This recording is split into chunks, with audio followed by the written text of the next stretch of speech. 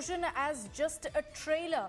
This letter also mentions Iran's General Qasem Soleimani and Iran's top nuclear scientist Mohsen Fakhrizadeh as martyrs. Both were assassinated last year, and that's why there's a suspicion that there could be an Iranian hand behind this attack, which is being looked into now.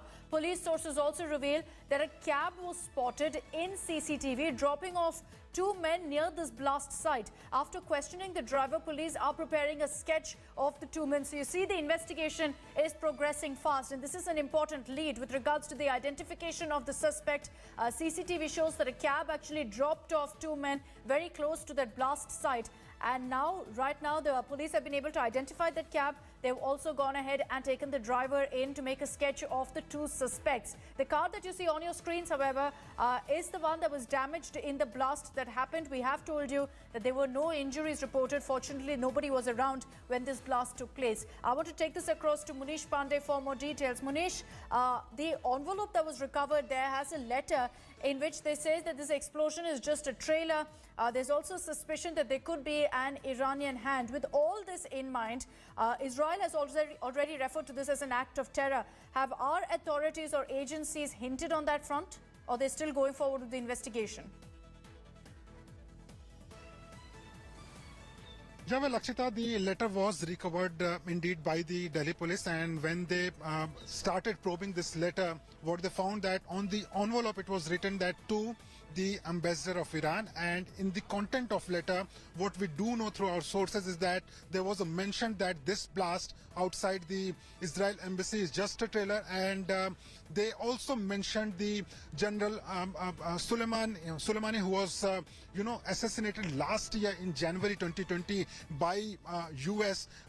That person, and apart from that, a nuclear scientist, Mohsen, a top nuclear scientist of Iran, who was assassinated in November 2020.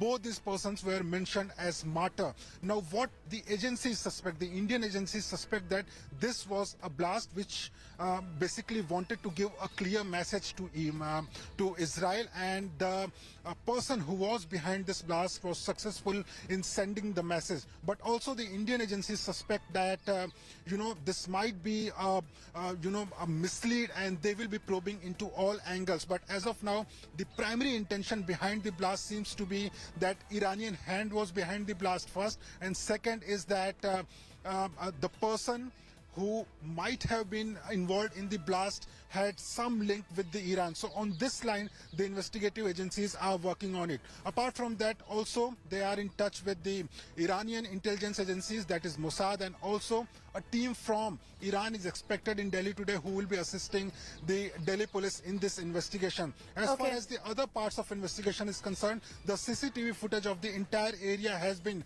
accessed by the Delhi police. They are going frame by frame to spot any suspect. As of now, they suspect that there was a cab in which two persons were traveling, and they might have been involved in this blast. But also there are other key photos which the Delhi police is looking at as a suspect. The focus right now is on identifying the suspects. That will give us a lot of leads as to the motive behind the blast, who these people were, etc. Munish, thank you for the moment for joining us with those details. This is a story that we're tracking.